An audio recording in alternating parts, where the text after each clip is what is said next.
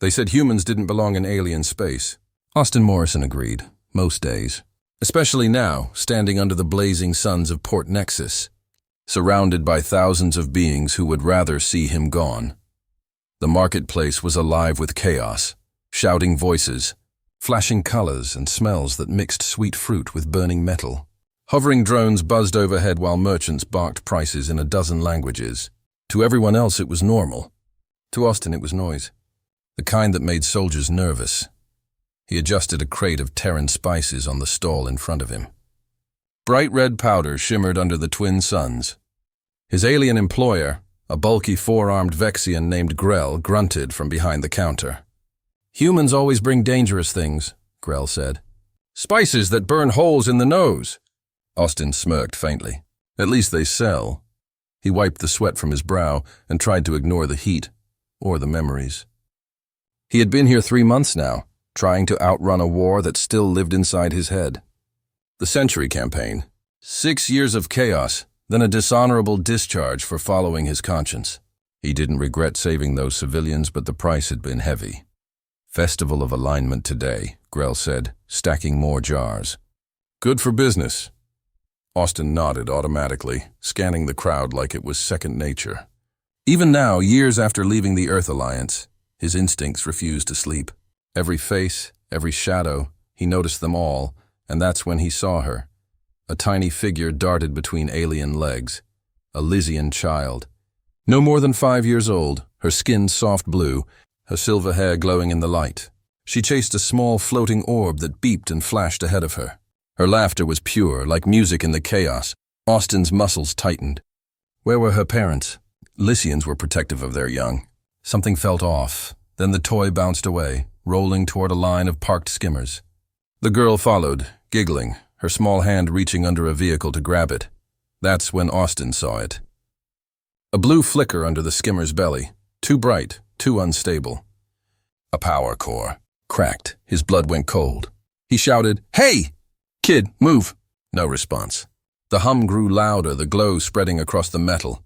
Austin's instincts took over. He sprinted, 3 fast strides, boots hammering the metal ground. "Get away from there!" he yelled. The child looked up, confused. And then, the world exploded. A wall of fire erupted, ripping through the marketplace. Screams filled the air. Austin dived forward, scooping the girl into his arms, twisting his body to shield her. Shrapnel tore through his back. The blast flung them into a nearby stall. The world spun. Sound faded. All that remained was pain. He looked down. The girl was crying, but alive. "You're okay," he whispered, coughing blood. "You're safe now." Darkness closed in around him. The last thing he saw was her small hand glowing faintly as she touched his chest. "Thank you," she whispered, in perfect English. Then nothing. When Austin awoke, the world was white. A soft glow surrounded him. No smoke, no screams, only silence. He tried to move, but something held his arms. A steady beep-beep filled the room. "Human is awake," said a calm, metallic voice. 4 armored figures stood around him, tall and unmoving, each holding a weapon that hummed with quiet energy. "Where am I?" Austin croaked. "Silence," one said sharply. "You will speak when addressed." The guard stepped aside as the door hissed open. A woman entered. She didn't walk. She glided. Her skin shimmered with patterns of blue light that moved like waves. Her eyes were the color of twilight after rain, deep, endless, impossible to ignore. She stopped beside his bed. "You saved my daughter," she said, voice calm and musical. "Why?" Austin blinked, trying to focus. "Because she needed help. That's what humans do." The guard shifted, surprised by his tone. The woman studied him for a long moment. Then she smiled barely. "My name is Idria Tiberon," she said. "Senior envoy of the Lysian Ascendancy." Her voice carried authority. "And something else. Illa, the child you saved, is my daughter." Austin exhaled slowly. "Then I guess I picked the right skimmer." She raised an elegant brow. The first thing Austin noticed was the silence. Not the calm kind, the kind that waits before danger. Port Nexus never slept. Yet in the upper spire of the Lysian embassy, everything was too quiet. 3 days had passed since the explosion. His wounds were healed thanks to alien medicine, and the little girl who had somehow made the bad go away. But scars on his mind were harder to close. He stood on the balcony of his new quarters, looking over a city that floated on clouds of neon light. From here, the alien metropolis looked peaceful. He knew better. Peace was only the time you used to reload. Behind him, the door slid open. Still watching the stars, came Idria Tiburon's voice, soft, musical, dangerous in a quiet way. Her reflection appeared in the glass beside his, tall, elegant, patterns of faint light tracing across her blue skin. "Just making sure they're not watching back," Austin said. Idria stepped beside him. "You joke like someone who has seen too much." He smiled without humor. "You read my file." "That's accurate." She turned toward him, expression unreadable. "The council insisted I keep guards around you," she said. "They think humans are unpredictable." "They're right," Austin replied. "That's why I'm still alive." Her eyes lingered on him, curious, measuring, almost human. Then she changed tone. "Come, I want to show you something." They entered a wide control room filled with holographic displays. Through one window, he could see armed Lysian sentries patrolling outside. Idria gestured to the screens. "Every angle of this residence is monitored by the council's security network." Austin scanned the data feeds. He noticed the delay, a 1-second lag between camera switchovers. "Someone could walk through blind spots and you'd never know," he said. Her eyes widened slightly. "You saw that in seconds." "I was trained to see what others miss." He pointed to a vent shaft overhead. "And that's your real problem. That vent isn't protected. A small drone could come in unseen." Idria folded her arms. "You sound certain." "I've been in enough ambushes to recognize the setup." He turned to face her. "Whoever's after you isn't testing your guards. They're studying them, learning patterns." For a moment, her composure cracked. "My husband was killed in what they called a transport malfunction," she said quietly. "I believed it. Until the attacks began again, and they always end with a message." Austin frowned. "What kind of message?" She tapped the console. A hologram appeared, a sigil of bright silver flame. "The purest faction," she said. "They want to keep Lysians pure, no trade, no alliances, especially not with humans." Austin exhaled. "Racists with spaceships. My favorite kind." Her lips curved at the sarcasm, but her voice trembled. "The treaty I'm negotiating with the Earth Alliance could end centuries of division. Or ignite a new war." Austin studied her face, the mix of strength and exhaustion. "Then we make sure you live to sign it." Hours later, the mansion slept. Alien moons poured silver light through the crystal windows. Austin moved silently through corridors, checking every system. He found small things, a sensor unplugged, a camera that looped old footage.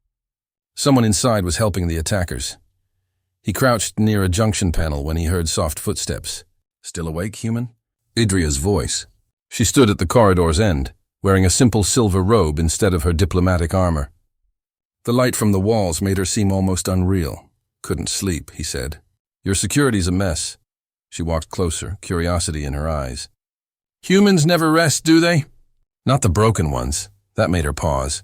"I read about the Century campaign," she said softly. "You defied orders to save civilians. That's why they exiled you." Austin didn't answer. He just looked away. "You carry guilt," she continued, her tone gentler. "But guilt is not weakness." She reached out, fingers brushing the scar on his jaw. "It means you still—" The storm came without sound.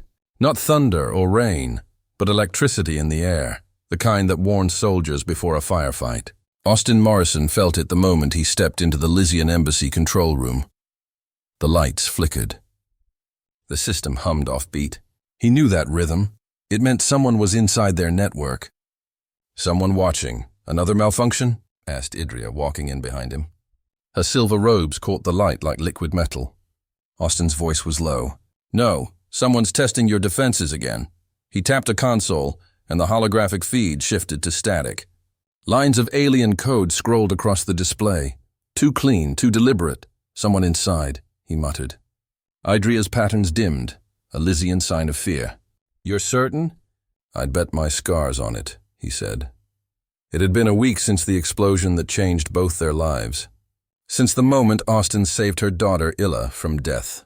Now he lived in the same palace as the envoy, half bodyguard, half ghost, moving through corridors where everyone whispered about the human. Most of the staff didn't trust him. Some feared him, and a few, Austin could tell, hated him. He didn't care.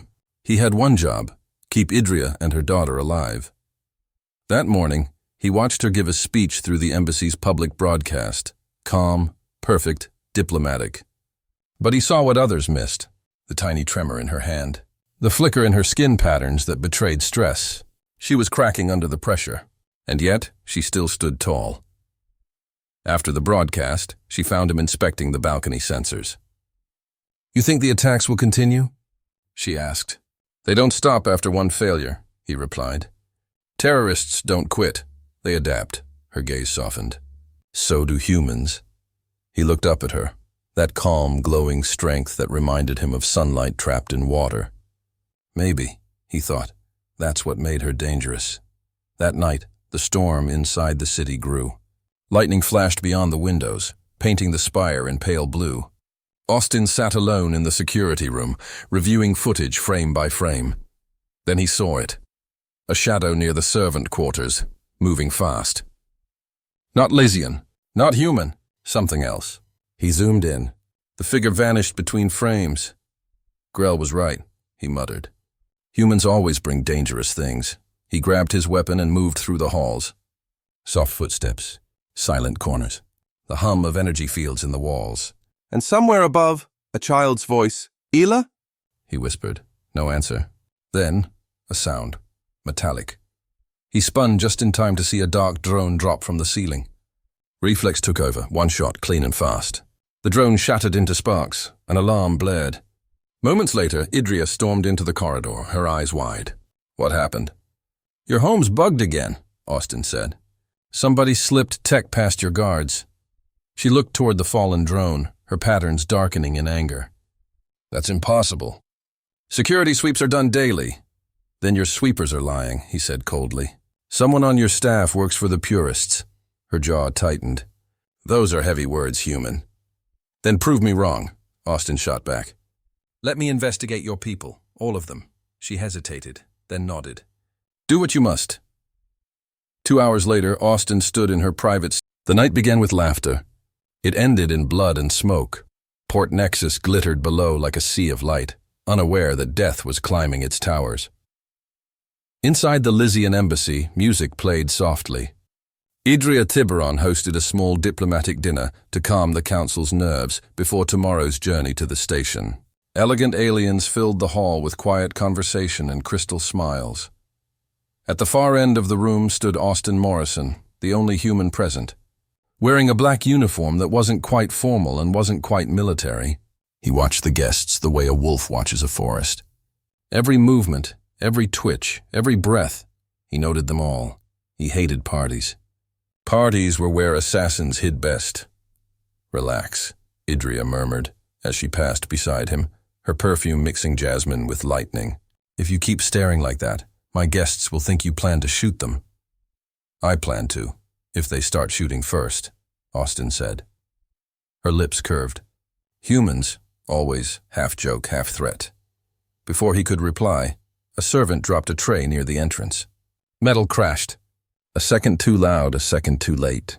Austin's hand moved to his sidearm before anyone else reacted. "Easy," he muttered to himself, scanning the corner. But his gut didn't ease. Something was wrong with the air. Too still, too heavy. Then he saw it.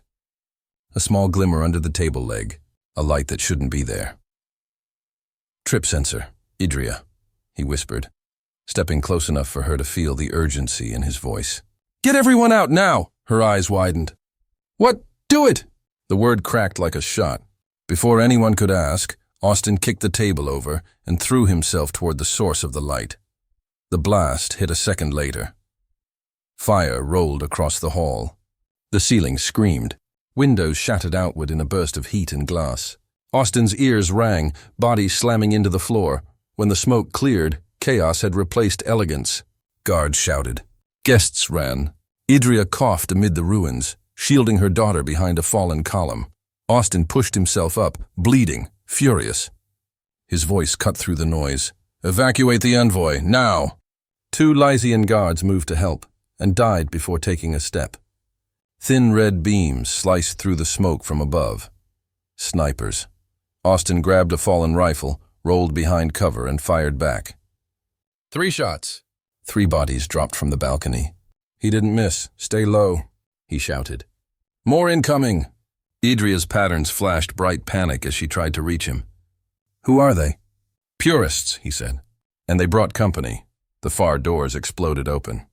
Armored figures stormed in, 6 of them moving with machine precision. Austin's heart steadied. Fear was a luxury he'd left on Earth. He slammed a fresh charge into the rifle. "All right," he muttered. "Let's remind the galaxy why humans are bad news." The first attacker lunged. Austin sidestepped, ripped the weapon free, and crushed the alien's throat with the butt of the gun. 2 more opened fire.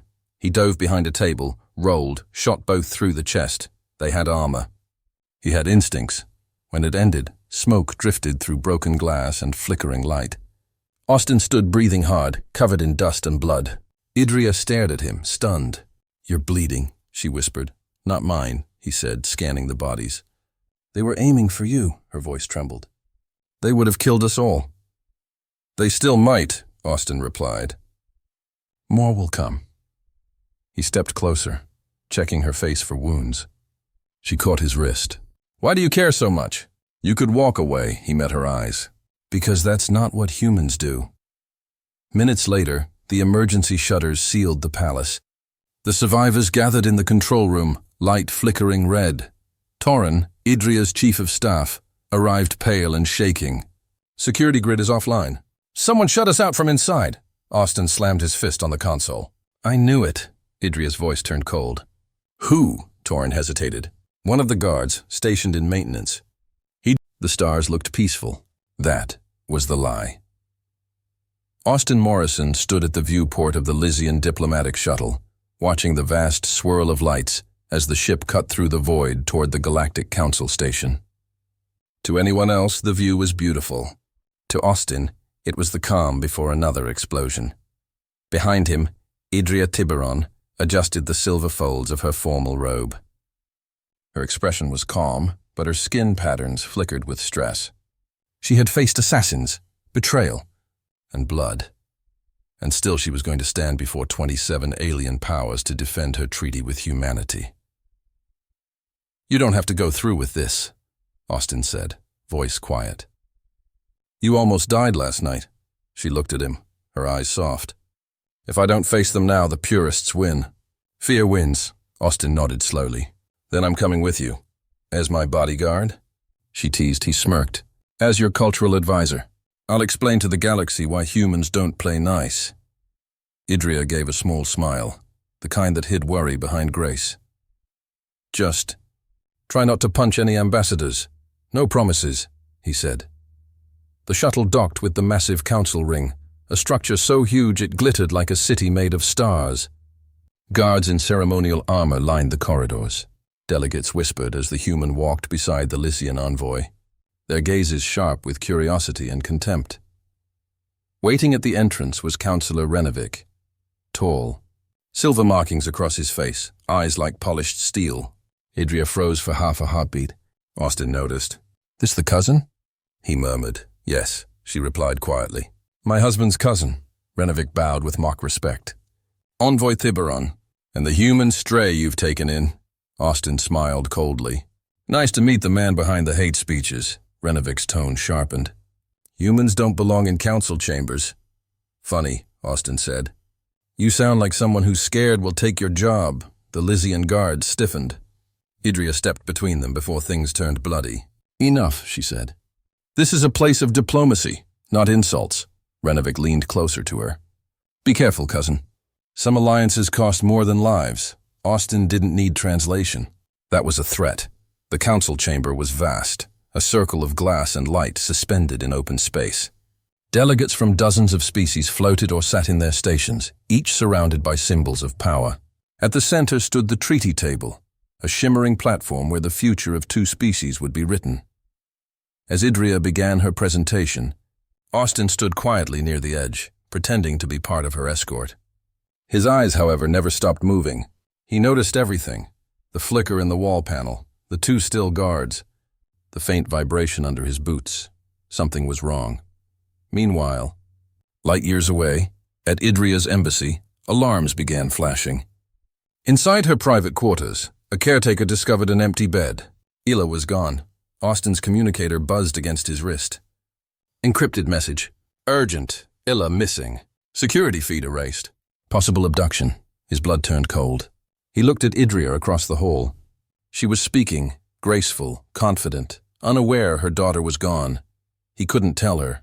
Not here, not now.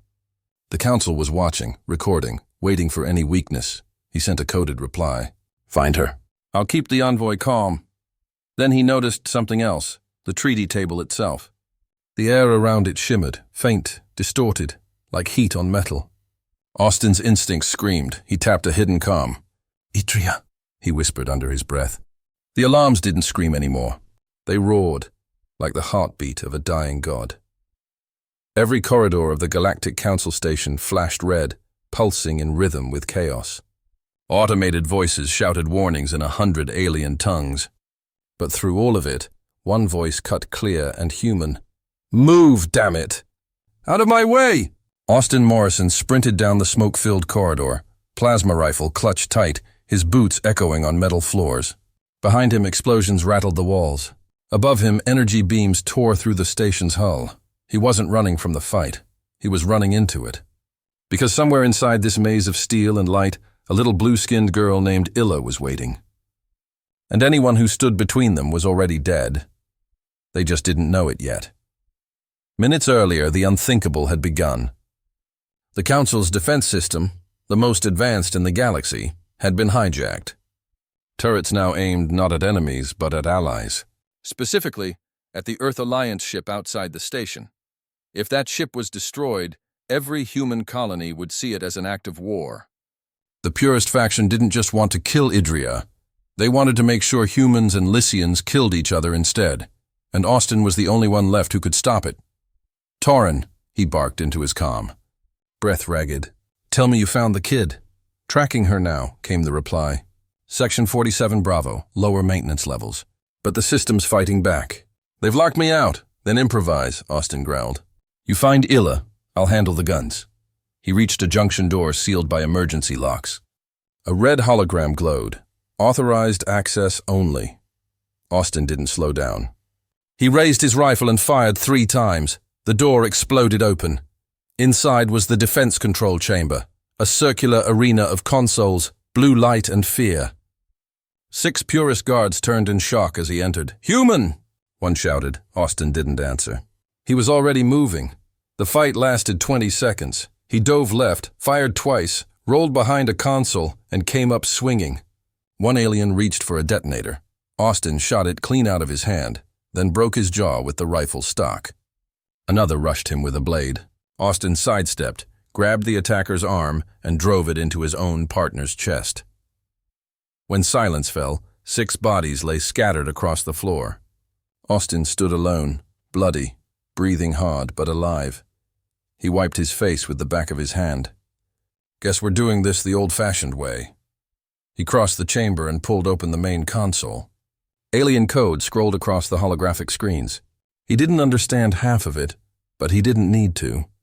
He'd learned long ago that machines, like people, all panic the same way under pressure. He began rerouting the system, forcing the defense grid into a reboot loop. The console fought him, locking, flashing, sparking, but he kept typing. Every second counted. On the comm, Idria's voice broke through static. Austin, they're arming the main cannons. You have less than 3 minutes. Then I better hurry, please. Don't die on me, she whispered. He smiled faintly. Wasn't planning to. Still owe you dinner. Static swallowed her voice again. A burst of energy erupted from the floor. A security drone. Then another. And another. 10 of them, Austin cursed. You've got to be kidding me. The drones circled him like vultures, red eyes flashing. Unauthorized presence detected, they buzzed in unison. Austin raised his rifle. Yeah, I get that a lot. He fired. Blue fire lit the room as drones exploded one after another. Sparks rained like artificial stars. When the last drone fell, the console flickered, and a new message appeared. Defense grid reboot initiated. For the first time in days, the galaxy was quiet. No alarms, no gunfire, no fear. Only the hum of engines and the slow heartbeat of peace. Austin Morrison stood at the viewport of Idria Tiburon's diplomatic vessel, watching the shattered glow of the Galactic Council station fade into the distance. It still looked beautiful, even after the chaos. He wondered if beauty was just the universe's way of forgiving itself. Behind him came a small voice. "You're still awake," said Illa, padding softly across the floor in her night robe. Her blue skin shimmered faintly in the dim light.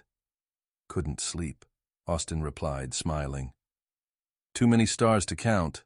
The little girl climbed up beside him, staring out. "Mother says the stars don't like to be counted." "She's probably right," Austin said. "They remind me of humans. Never sit still long enough to be numbered." Illa giggled. "Humans are strange." "Yeah," he said, "but we try our best." The door behind them opened with a soft hiss. Idria entered, dressed in silver, robes that flowed like moonlight, her glowing patterns calm and warm for the first time since the war began. "You should both be resting," she said gently. Austin turned, tired but smiling. "I'll rest when I stop seeing things explode in my dreams." Idria's eyes softened. "You stopped a war, Austin. Even dreams take time to heal." He stepped closer. "And you saved the galaxy's future. The treaty passed, didn't it?" She nodded. "Unanimously. Even Renovic's supporters turned after his confession. The purist faction is broken." Austin leaned against the glass. "Good. Maybe now the universe can stop being stupid for 5 minutes." Idria's lips curved into a small, knowing smile. "Unlikely. But perhaps it can learn." She looked at him quietly, then reached for his hand. "For a species they called reckless, you've proven otherwise. You fought like a soldier, but you acted like a father." Her touch lingered, soft, cool, electric. Austin didn't pull away. "Guess I just followed my instincts," he said. Hours later, the ship sailed through calm space toward Lysia Prime, her homeworld.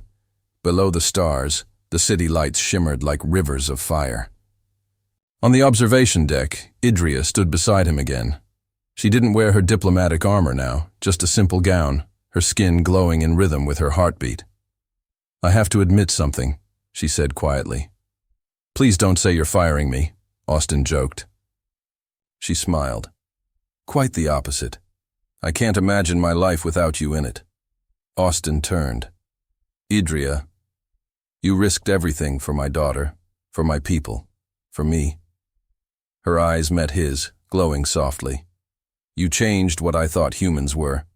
You changed what I thought I was." For once, Austin had no words. He just looked at her, this woman who had once been his mission and now felt like his home. Then, softly, she asked, "So tell me, human, what happens now?" Before he could answer, a small cough came from the doorway.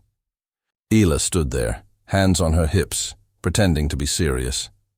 "Are you two going to keep talking like diplomats?" she asked. "Or are you going to kiss again?" Austin choked. What?" Idria laughed, an actual joyful laugh that filled the whole room. Her patterns glowed brighter, rippling across her arms and cheeks. Even the walls seemed to respond to it. "Out of the mouths of children," she said, smiling. She turned back to Austin. "Well?"